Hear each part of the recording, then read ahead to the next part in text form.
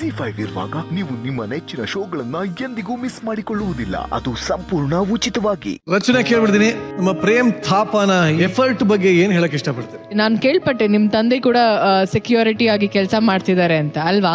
ಹೌದು ma'am. So ಆ ಕೆಲಸ ಮಾಡ್ಬೇಕಾದ್ರೆ ನಿಮ್ ತಂದೆ ಜ್ಞಾಪಕಕ್ಕೆ ಬಂದ್ರ ನಿಮ್ಗೆ?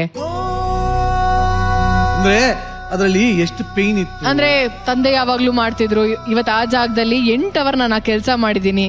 ನಮ್ ತಂದೆ ಎಷ್ಟು ನಿದ್ದೆ ಕೆಟ್ಟು ಎಲ್ರು ನೋಡ್ಕೊಳ್ತಿದ್ರು, ಇವತ್ ನನ್ಗೆ ಆ ಕೆಲ್ಸ ನನಗ್ ಬಂತಲ್ಲ.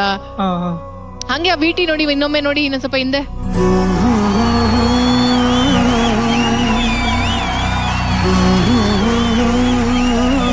ಸರ್ ನಮಸ್ತೆ.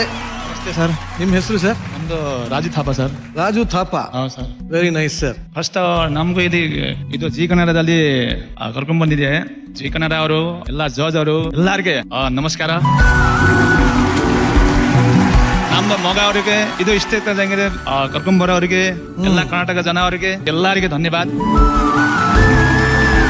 ಜಿ ಜಾನಿ ಕನ್ನಡ ಟಿವಿ ಅಂದ್ರೆ ಜಿ ಕನ್ನಡ ಮನ್ಸ್ ಅಂದ್ರೆ ಎಲ್ಲ ಇಂಡಿಯಾಗೆ ದೊಡ್ಡದು ಇದು. ಮನ್ಸ್ದಾಗ ನಾವು ಬರ್ತಾ ಇದೀನಿ ಬರಲ್ಲ ಅಂತ ನಮ್ಗೆ ಏನೋ ಅದು ಇರ್ಲಿಲ್ಲ. ಹೆಂಗೆ ಬಂದಿದೆ ನಮ್ಮ ಮಗ ಅವರು ಗೋಸ್ಕರ ಅವ್ರು ಎಲ್ಲಾರು ನಿಮ್ಗೆ ನೆನೆಯವ್ರು ಎಲ್ಲಾರು ನಮ್ಮ ಮಗಗೆ ಸಪೋರ್ಟ್ ಮಾಡಿದ್ದೆ, ಅದಕ್ಕೆ ಇಲ್ಲಿ ಬಂದಿದೆ. Very nice. ಕರ್ನಾಟಕದ ಬಂದ್ಮೇಲೆ ನಮ್ಗೂ ಎಲ್ಲ ತುಂಬಾ ಕಷ್ಟ ಇತ್ತು. ಮತ್ತೆ ಇದು ಇವರು ಅದು ಕಷ್ಟ ಇದೆ ಕೆಲ್ಸಕ್ಕೆ ಹೋಗೋಣ ಹೋಗ್ತಾ ಇಲ್ಲ. ಅದೇ ಏನೇ ಡಾನ್ಸ್ ಮಾಡೋದು, ಅದೇ ಆಡೋದು, ಇಲ್ಲಿ ನಾನು ಇದೇ ಮಾಡ್ತೀನಿ ಇದೇ ತೋರಿಸ್ತೀನಿ. ನಾನು ಲಾಸ್ಟ್ ಒಂದ್ಸತಿ ನಿಮ್ಗೆ ಟಿವಿದಲ್ಲಿ ತೋರಿಸ್ತೀನಿ ಅಂತ ಇವರು ಹೇಳಿದ್ದು. ಅದು ಈಗ ಬಂದ್ರೆ ಅದು ಇದು ಕರೆಕ್ಟ್ ಅದು ಇದು ಆಗೋಯ್ತು. ಇದು ಏನ ಅಂಕಲ್, ನಿಮ್ಮ ಮಗ ಈ ವೇದಿಕೆಯ ಮೇಲೆ ಬಂದಿರೋದು ಎಷ್ಟು ಖುಷಿ ಆಗಿದೆ ನಿಮ್ಗೆ? ಅದಕ್ಕೆ ನಮ್ಗೆ ತುಂಬಾ ಖುಷಿ ಆಯ್ತು. ಇದಕ್ಕಿಂತ ದೊಡ್ಡ ನಮ್ಗೆ ಏನು ಖುಷಿ ಇಲ್ಲ. ಇನ್ನ ನಿಮ್ಮ ಮಗನ ಮೆಂಟರ್ ಆಗಿ ವಿಜಯಲಕ್ಷ್ಮಿ ಅವರು ತುಂಬಾ ನಮ್ಗೆ ಖುಷಿ ಆಗಿದೆ. ಅವ್ರಿಗೂ ತುಂಬಾ ಸಪೋರ್ಟ್ ಮಾಡಿದೆ ಅವ್ರು. ಅದು ಏನ್ ಜನ ಒಟ್ಟು ಮಾಡ್ಬಿಡಿ, ಧೈರ್ಯ ಇರ್ಬೇಕು. ಧೈರ್ಯ ಮಾಡಿದ್ರೆ ಒಂದ್ ದಿವಸ ಸಕ್ಸಸ್ ಆಗುತ್ತೆ. ನಾನು ಎಲ್ಲರಿಗೂ ಹೇಳ್ತೀನಿ, ಯಾಕಂದ್ರೆ ನಾನು ಕಷ್ಟ ಮಾಡ್ಕೊಂಡು ನಾನು ಬಂದಿದ್ದೀನಿ. ನಮ್ಗೆ ತುಂಬಾ ಕಷ್ಟ ಇತ್ತು. ಕರ್ನಾಟಕ ಬಂದಿದ್ದ ಟೈಮ್ದಲ್ಲಿ ತುಂಬಾ ಕಷ್ಟ ಇತ್ತು. ನಾನು ಒಂದೊಂದು ಟೈಮ್ ಊಟನೇ ತಿಂದಿಲ್ಲ. ಒಂದೊಂದು ಟೈಮ್ ನಮ್ದು ಮಲ್ಗಿಗೆ ಜಾಗ ಇರಲಿಲ್ಲ. ಅಯ್ಯೋರ್ಗು ಚಿಕ್ಕ ವಯಸ್ಸಿತ್ತು. ಅವ್ರಿಗೆ ನಾನು ಅದು ಕಟ್ತಾ ಇದ್ದಾರೆ ಬಿಲ್ಡಿಂಗ್ ಗೋಡೆಗಳಿಗೆ ಕೆಳಗಡೆ ಅದು ಮಣ್ಣು ಇರ್ತಾರಲ್ಲ, ಮಣ್ಣು ಹಂದಿ ಮಣ್ಣು, ಅದು ಮಣ್ಣು ಮೇಲೆ ಅದು ಗೋಣಿ ಚೀಲ ಹಾಕಿ ಅವ್ರಿಗೆ ಅಲ್ಲಿ ಮಲ್ಕೊಂಡಿದೆ.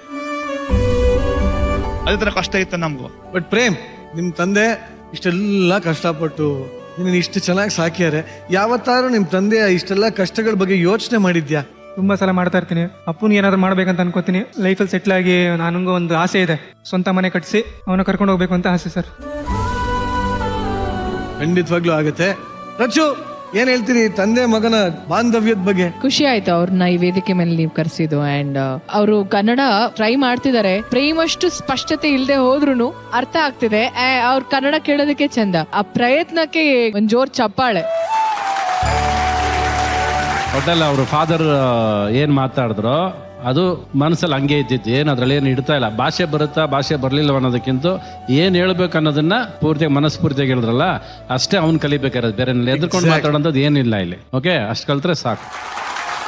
ನೀವು ಪ್ರೇಮ್ ಸಾಬುನ ಸರಿಗಮಪ ಆಡಿಷನ್ ನೋಡಿದ್ರಿ ಅಂಡ್ ರೀಲ್ಸ್ ಎಲ್ಲ ನೋಡಿದ್ರಿ. ಇಲ್ಲೂ ಕೂಡ ಅವಾಗ ಹಾಡು ಹೇಳ್ತಾ ಇರ್ತಾನೆ. ಬಟ್ ಈ ಬ್ಲಡ್ ಎಲ್ಲಿಂದ ಬಂತು ಅಂದ್ರೆ ಅವ್ರ ತಂದೆಯಿಂದ ಅಂತ. ರಾಜು ಥಾಪಾ ಅವರು ಕೂಡ ಅದ್ಭುತವಾಗಿ ಹಾಡು ಹೇಳ್ತಾರಂತೆ. ಪ್ರೇಮ್, ನಿಮ್ ತಂದೆ ಅದನ್ನ ಹಾಡು ಹೇಳ್ತಾರಾ?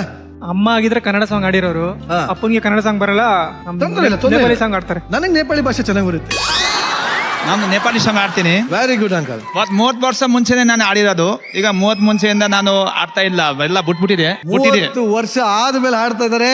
ನಾವೆಲ್ಲ ಎಂಜಾಯ್ ಮಾಡೋಣ, ಓಕೆನಾ? बसे है सानी महिडे तिमीलाई एकलै छाडेर, यी साना नानी हुर्काउनु तिमीले निमेकै काडेर, सानी निमेकै काडेर. ಲವ್ಲಿ ಸರ್, ನಿಜವಾಗ್ಲೂ ಎಷ್ಟು ಚೆನ್ನಾಗಿರೋದು ಕೇಳಕ್ ಬಂದ್ರೆ. ಎಲ್ಲೋ ನಿಜವಾಗ್ಲೂ ನಾವೇ ಅದೋ ಬೆಟ್ಟದಲ್ಲಿ ಇದೀವಿ ನಾವು.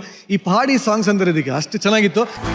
ರಾಜು ಸರ್, ನಮ್ಮ ವೇದಿಕೆಗೆ ಬಂದಿದ್ದಕ್ಕೆ ಇಡೀ ಭರ್ಜರಿ ಬ್ಯಾಚಲರ್ಸ್ ತಂಡದಿಂದ ತುಂಬಾ ಧನ್ಯವಾದಗಳು ಸರ್.